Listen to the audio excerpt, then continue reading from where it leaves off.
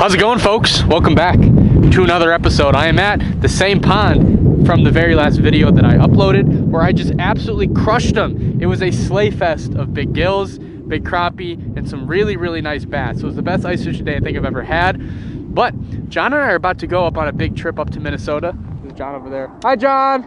Hey, how's it going, guys? Hey. While I was actually here fishing, I was on the phone with him. I told him how great of a day that I had at this pond, so we had to stop before we head up all the way up to Minnesota. I'm squinting a lot. It is so bright. Now, I'm so bundled up right now, but it's only like 35, 40 degrees. It's very warm, but I just spent the last like 4 or 5 days in the Caribbean with my girlfriend. She had a big birthday coming up, so that was a really fun, like, little short vacation. Did not get to do any fishing, unfortunately, because it's the Caribbean and things get booked and things are also extremely expensive. So that's where I've been the last 4 or 5 days. But it's back to the ice fishing game. It's back to the grind. John's got his AquaView camera. I got my same Panoptic. So not only is there a lot of big fish in this pond, but they don't stand a chance, boys and girls. Yeah, they don't stand a chance. So where is this camera? Is it like, what model is it? Let me show you guys this. Yeah, I've never really explained this to my audience. So I'll explain it to you guys. For this thing, because this is cool. But the guys who designed this are like 79 years old. Like, I'm not trying to be an asshole here, but this thing is really old school. Like, most things have an SD card, and long story short, I had to buy one of these little devices that gamers use to record their live streams, like their gaming live streams, like Call of Duty and stuff like that. And it connects to an HDMI, and you need an external power source because this doesn't have a battery in it. So I had to get like one of these external waterproof batteries to power this, and then this connects through an HDMI to the AquaView, and once you press this button, it records it. It's crazy. But I didn't understand a word you just said, really. Yeah. It sounds very confusing, but all I care about is we'll be able to see the fish. What? Can we go Minnesota now? No. Set up? You marking them, partner? Not yet.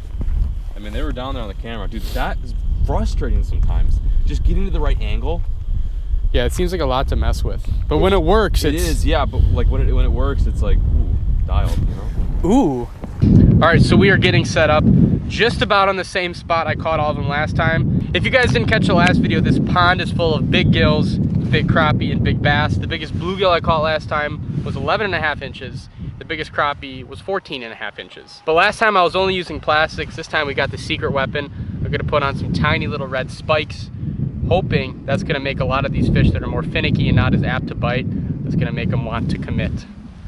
That's the hope, that's the goal. John's got his camera down, and in the first 2 minutes, he has seen some nice bass, right?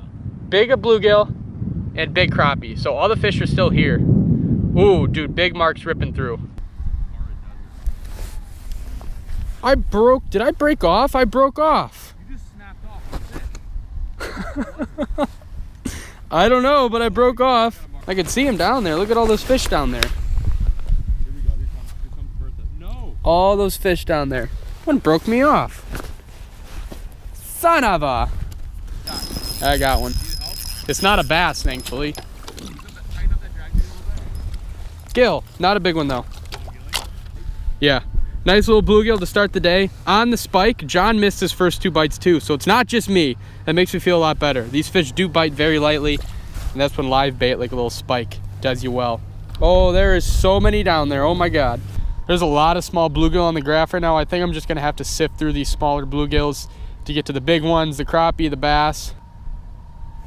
I think that's what these super light bites are. Like, I just had another one that I missed. I think it's just small bluegills pecking.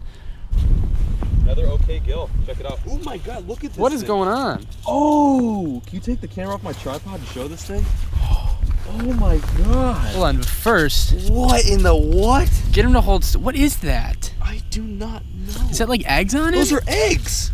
Why are they outside his body? Those aren't fish eggs though, Chris. I don't know if those are eggs. Here's your camera. John and I are about to go set up some dead stick rods to specifically target the bass and crappie because it seems like there's a big school of gills in here right now. Again, not that 7, 8, 9 inch bluegills aren't fun, but we want the 11 inch bluegills, we want the big crappie, and we want the bass. There he is. That was such a light bite. Did you see that? Wow, banger. Wow. That's a real banger, folks. All right, we're gonna set up some simple dead sticks here to hopefully get crappie or a bass. I really want to catch a big crappie on these. These are like just small crappie minnows actually. We're just gonna take a split shot. We're gonna not drop the minnow in the snow. That is not part of the step process. So you just let this hit the bottom, then I'm gonna reel a couple feet up, and then just leave it, and hopefully a fish is going to take this. That is not a very exact scientific way to work a dead stick. Usually there's like rod holders and everything like that, but this works if you don't have much else. Yeah, did you like that? Oh, here we go.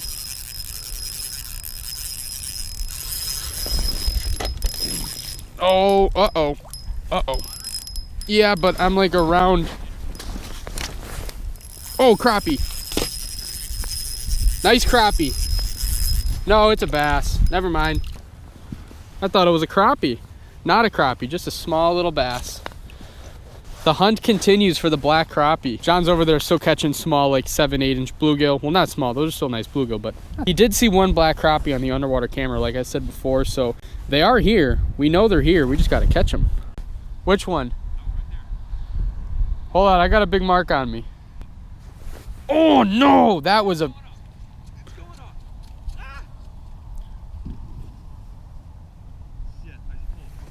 Oh yes, I got it. This is the mark I wanted to catch. I think it's a crappie. Came up suspended. It is a huge crappie. Yes, yes, yes, yes, yes. This is why I didn't want the dead stick. John. Holy shit. We got a slab. Yes. Not a giant, but that's a very respectable crappie right there. Look what I got today, John. A tape. I bought a tape so I can stop guessing on videos. Those fish in the other video, I did actually measure them, so I know the crappie I caught the last time was 14.5. He's a little over 13. All right, so the last video, I never got to show you guys these beautiful, beautiful panfish on the big camera because it was too cold. My batteries kept dying. First very nice, respectable crappie of the day, a little over 13 inches. The one I caught last time that was really big was 14.5, so not much bigger than this one, but beautiful, beautiful crappie. See you, crappie. John, high five. Air high five. We're doing better. You guys know that's what I want to catch because I won't shut up about catching the big crappie, but boom! Boom goes the dynamite. Big crappie. I love it so much. There we go. This has to be a bass. Really good mark that came up, and he is singing drag. Oh, come on. Has to be a bass. Huh? I think it's a pretty good bass. Yep. No, it's not that good. It is a largie. It's not that big, though. I thought it was a lot bigger than it was. That's a good one. What are you talking about? Good stuff, Chris. That's your... High five, man. You get them, Chris. That's a nice one. Do you still use the plastics? No, wigglers. Dude, their bites, like, I was about to give you guys an update. The bite has, I don't want to say it's shut off, but it's gotten... sucks. Yeah, it kind of sucks. Do you want to join me over there? Yes, I will. I feel like... The reason I caught that fish is I just put on fresh wigglers, fresh little spikes, and these things will actually move underwater, John. Did you know that? They will actually move. Fact. Fact. Actually, I don't know about you, but I'm getting a lot of my bites just letting it sit there. Yeah, that one too. I just like was barely. Ooh, especially. oh wow, there's like 3 marks down there. Well, I'm gonna see if I can get some underwater footy for the folks at home. Here we go. See how that goes. Oh wow, you just made a bunch of noise and they went away. Did they really? Yeah. It spooked them?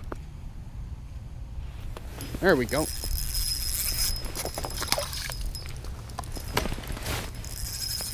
All right, what do we have? One of these marks finally decided to hit. Oh my God, big bluegill. One of these marks finally decided to hit. I thought that was much bigger of a bluegill than it really is. Still a very nice gill. Just to give you guys an accurate measurement here, because I do have that tape measure now, so why would I not use it? So this gill, very average size to what we've been catching, is about a little over 8 inches. Pretty fish. Yes. This has to be a nice gill.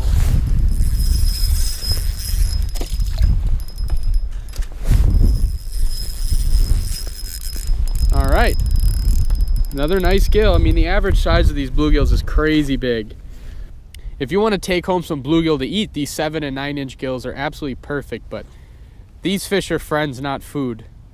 You don't really want to be eating pond fish anyway because of all the pesticides in the lawn and stuff like that. I think I'm going to go check up on John though, because he's probably 50 yards away.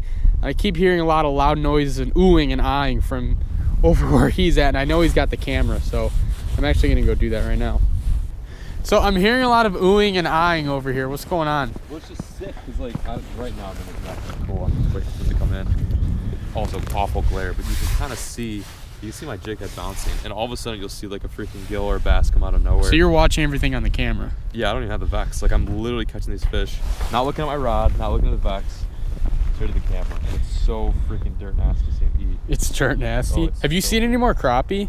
No, I've not seen any more crappie. That's so weird. I've only caught one, and you've only seen one. Today has been so incredibly different from the last day I ice fished this place. The last time I ice fished this place, I caught a ton of bass, only a couple bluegill, at least 10 to 15 crappie. I didn't add all the fish in the video just because it was already a 21-minute video. You can only watch someone catch so many of the same type of like bass, crappie, anything really. Fishing after a while just gets redundant when you're watching it, so I didn't add all in the video. Today has just been dominated by 7 to 9 inch bluegill, which, I mean, that's okay. That's more than above average for the size of bluegill I'm typically catching, but I wanted some more crappie and I wanted some more bass. That's just not what we're getting today. It's weird how on some days some species of fish are more active than others. It's very interesting to see how they react to the weather and everything like that. By the way, you guys like the scale and tape measure, the Fisherman's D-Lyre? This thing has to be from the 80s, I think. My dad gave it to me and I'm glad he did because it's a super little compact tape measure, so I can stop guesstimating the size of these fish until I get home. Well, folks, we are nearing the last hour of daylight. John and I were only supposed to stay out here until 2 o'clock, but it is, John and I were only supposed to stay out here till 2 o'clock. It is now almost 4 o'clock. And the problem is that we are in the Chicago suburbs and we need to drive to Minneapolis tonight. However, we clearly just like ice fishing too much because neither of us have made the slightest peep about leaving, and we are well over an hour and a half, almost 2 hours past the time we said we were going to leave. John has caught a ton of fish. I've caught a ton of fish, but they've all kind of been the same. Today's been the day of the 7 to 9 inch bluegill, only one crappie, not many bass. It's just pretty much all bluegill today, which is weird because, like I said, it's the opposite of last time. John's doing something a little different right now. He's been messing around with his underwater camera and those dead sticks. He's been watching bass take the live minnow with his underwater camera that he's filming with, so definitely check out his version of today's video if you guys aren't already. I've concentrated pretty much all my efforts on trying to catch big crappie, and I've only caught one. Come on, fish. Come on, crappies. Hey, John. Where do you reckon the paper mouth's at? Well, guys, I know I gave you an update about an hour ago and said if things change, I'll let you know. Things have not changed. I've caught an additional like 20 to 30 bluegill. Oh, you got one too. John and I have caught about every single damn bluegill in the pond today. Fact. If I don't catch another bluegill all ice season, I will be very, very content. I guess that 11.5 inch bluegill I caught the last time I fished here was indeed an out in the ordinary fish. I put a dead stick right next to this hole to hopefully get a crappie or bass that comes in, and it has just been getting...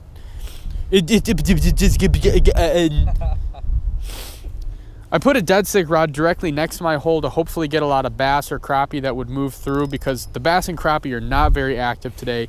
They do not want a jigging presentation like they did the other day, and it's just getting Why is that word so hard? And that dead stick rod is just getting mutilated by bluegill. I mean, they are all over it. So thank God I caught that 13 inch crappie, or else this would have been a little bit of a bust. How was the bite, John?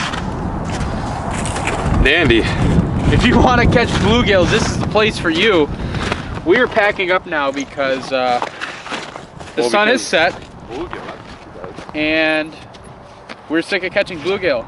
John, what time did we say we were going to leave here by? We said we were going to fish here for 2 hours. We started fishing around 12:30, 1 p.m. So probably 3 p.m. What time is it now? Like 6? Yeah. It's tough to leave a pond like this though, because I really felt that every drop it could have been a huge crappie, a big bass, another giant bluegill, but today we were plagued by 7 to 9 inch bluegills, so that is not exactly ideal, but that is how the cookie crumbled today. You can't crush them every time out on the water. How many days are we fishing in Minnesota? Tomorrow, Sunday, and Monday, so 3 days total. So, if all goes well, 3 videos will come from this Minnesota trip. Or more. Or more? Or more. Or more. Never know. So stay tuned. Thank you to each and every one of you for watching. We are gonna go get some food and get on our way to Minnesota.